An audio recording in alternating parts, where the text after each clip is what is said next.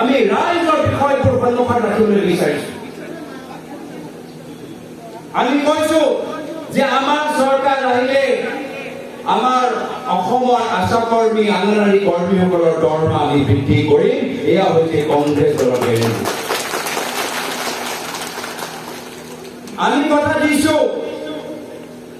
যে বিজেপি চৰকাৰ মাত্ৰ ভুৱা লখপতি বাইদেউৰ ফৰ্ম দিলাইছে। আমাৰ যেতিয়া চৰকাৰ আহিব অসমৰ দুখীয়া মহিলাবোৰে প্ৰথম বছৰৰ পৰাই সকলোৱে একে সময়ত তেওঁলোকে প্ৰত্যেক বছৰ 1 লাখ টকাকে পাব।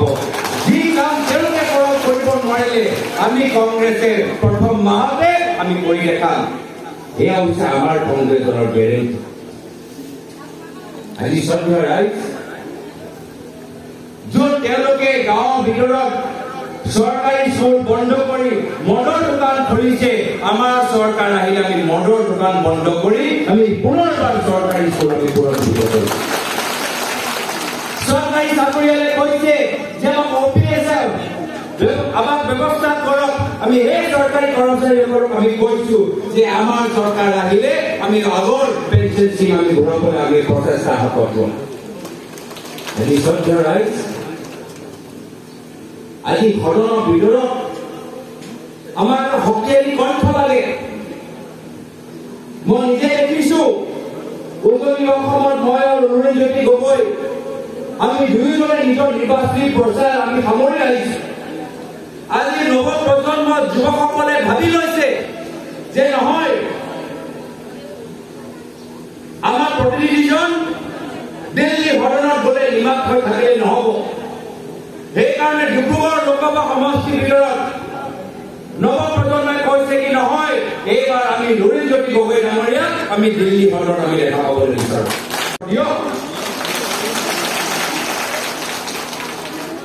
আপোনাক ফৰ্ম দিলাই আছে, গাঁৱৰ ভিতৰত খবৰ ল'ব এই বিজেপি চৰকাৰ আপোনাক ফৰ্ম দিছে আৰু গাঁৱৰ ভিতৰত চৰকাৰী স্কুল বন্ধ কৰি মদৰ দোকান খুলিছে।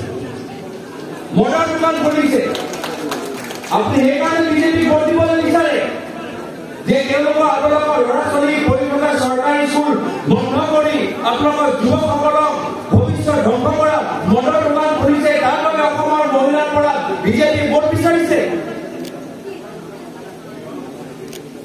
ঘৰত খবৰ লওক, বয়োজ্যেষ্ঠসকলক সোধক। বয়োজ্যেষ্ঠসকলে ক'ব যে কংগ্ৰেছৰ দিনত মই বৃদ্ধ পেঞ্চন পালো, বিজেপিৰ দিনত মোৰ দৰৱৰ দাম তেওঁলোকে বৃদ্ধি কৰিলে। দৰৱৰ দাম বৃদ্ধি কৰি দিছে। অসমৰ মহিলাসকলক সুধিবলৈ বিচাৰিছো, এই বিজেপি চৰকাৰ আপোনাৰ পৰিয়ালৰ প্ৰত্যেক সদস্য বিৰুদ্ধে অন্যায় কৰিছে। সৰু সৰু ল'ৰা ছোৱালী চৰকাৰী স্কুল বন্ধ কৰি গাঁৱৰ যুৱকক নিবনুৱা ৰাতি মদৰ দোকান খুলি আপোনালোকৰ ঘৰৰ প্ৰত্যেক বস্তুৰ দাম বঢ়াই বয়োজ্যেষ্ঠসকলৰ দৰৱৰ দাম বৃদ্ধি কৰি এই বিজেপি চৰকাৰৰ অন্যায় অত্যাচাৰৰ বিৰুদ্ধে আপোনালোকে এইবাৰ মাত মাতিব লাগিব। অহা 7 তাৰিখে হাতৰ ওপৰত ভোট দি মীৰা বৰঠাকুৰ গোস্বামী আপোনালোকে জয়যুক্ত কৰিব।